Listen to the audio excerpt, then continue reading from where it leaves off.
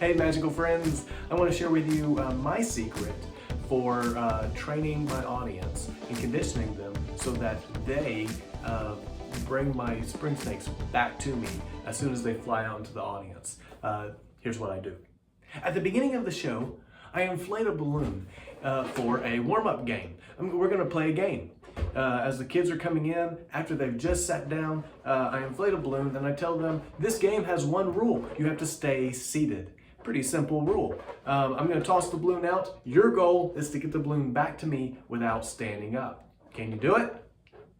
And of course the kids are ready to play. So this is a warm-up activity, gets the kids excited. Have a little music playing as I'm beating the balloon to them and they're knocking it back to me. I toss it up, big whack, goes toward the back of the room, and they wait for it to float down to them and they pass it forward.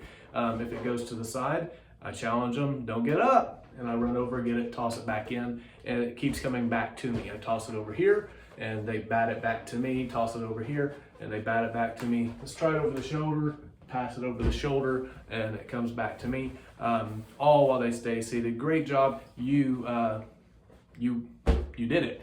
You won the game. What that's doing is it's warming up the audience at the beginning of the show, but it's also conditioning them for later in the show when those spring snakes go wild and they fly out into the audience.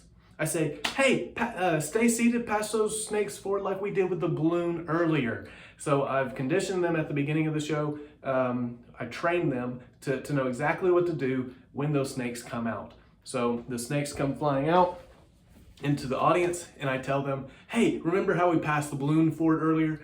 Do the same thing. And they just toss them back to me. And that's how I condition and train my audience to get my snakes back.